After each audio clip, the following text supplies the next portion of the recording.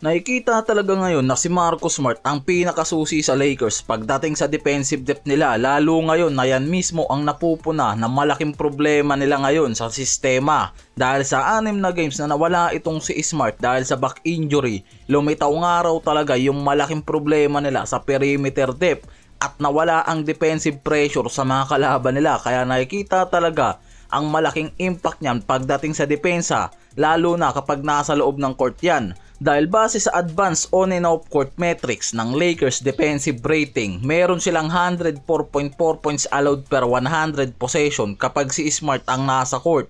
Magandang number sa defensive rate yan ng Lakers kapag si Smart nga raw talaga ang naglilid sa depensa ng Lakers na naiiba sa mga teams, at umaangat sa 120% ang defensive ratings nila kapag walang Smart. Ibig sabihin mas maraming points allowed ang nabibigay ng Lakers sa opponent team kapag walang Smart, meaning na wala talagang stopper ang Lakers pagdating sa mga elite guards at wing kapag wala si Marcus Smart. Kaya ganyan kalaki ang impact ni Smart sa depensa ng Lakers, at kapag wala siya, literal na bumabagsak yan. Kaya malaking problema sa depensa ng Lakers nung wala si Smart sa 6 na sunod-sunod na laro nila dahil sa back injury nga. Nawawala ang defensive leadership at pressure na nabibigay niya na control kontra sa mga kalaban, dahil hindi lang basta scoring araw o playmaking ang kayang ibigay niyan.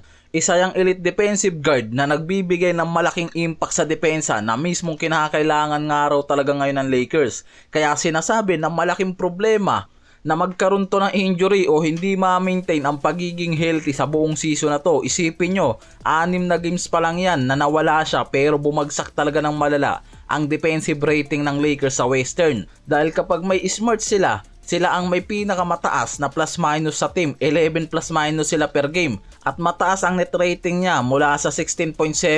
Kumpara sa iba, may report din na siya yung ranking high sa defensive metrics ngayon. Ibig sabihin, si Smart nga raw talaga ngayon ang defensive disruptor ng Lakers. Yung pinakamalaking downside lang sa kanya sa sitwasyon ay yung kadalasang injury absence niya, at ito yung nagiging pattern niya last season din, hindi lang sa Lakers ngayon. Ilang beses siyang walang laro dahil sa injury tulad ng back strain at iba pa, at ito yung paulit-ulit na nangyayari, at ito nga raw yung pinakamalaking downside sa career nitong si Marcus Smart.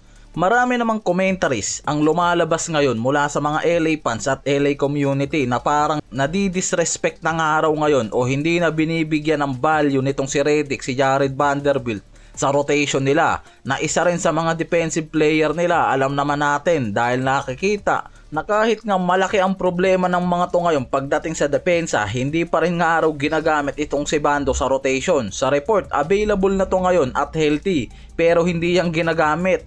Sa 9 games, hindi ginamit to. Kontra sa Philadelphia naman, binigyan lang yan ni Redick ng 3 minutes sa rotation nila. Kaya ironic nga raw talaga na hindi gamitin itong si Vanderbilt kahit depensa pa yung strength nito na mismong kinakailangan nila since nung na-injury itong si Marcus Smart, at kailangan nila sana sa rotation itong si Vanderbilt. At nakikita na may ibang players na hindi mahusay sa defensive impact pero nabibigyan ng minutes dahil sa offensive roles o sa line of fit. Ang gusto kasi ni Redick talaga ngayon, ang style ng depensa, lot of switching, team help defense, minsan nanyo-neutralize nga raw ang pinakamalakas na point of attack sa defense ni Vanderbilt.